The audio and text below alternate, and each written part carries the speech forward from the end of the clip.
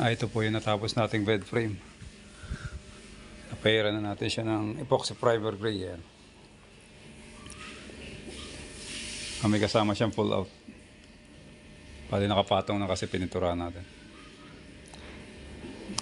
Ito yung gulong niya sa pull out. Bearing ang nilagay natin dyan. Siya yung nag-i-slide.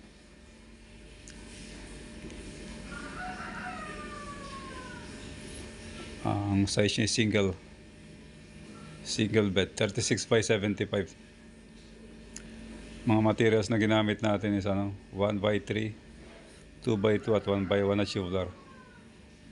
At 1x2 na tubular, gumamit din tayo. Ayan yung kanya bearing. Siya yung nag-i-slide.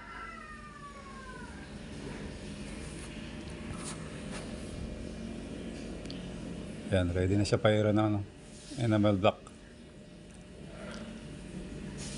Bali ito yung rubber na gulong niya. Ito yung nasa unahan.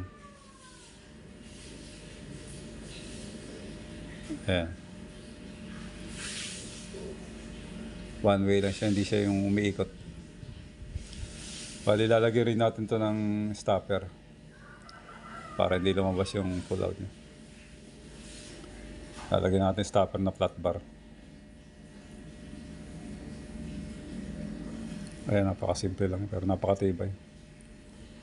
Ayan yung guide niya. Ayan, dyan siya mag-slide. Lagyan natin siya ng tubular na 1x2. Ayan. Tapos may nakasangga sa na 1x1 na tubular. Ayan. Ito, lalagyan natin ng cupping yung paa niya.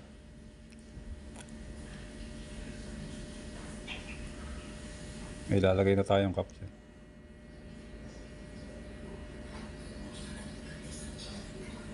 Napakatibay na bed frame.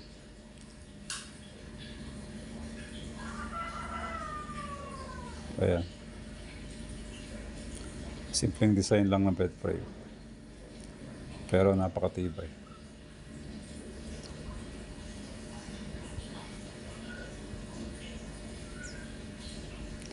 Okay, maraming salamat mga lads. Pa-subscribe naman sa channel natin na nag-uumpisa pa lang. Maraming salamat sa inyo. God bless.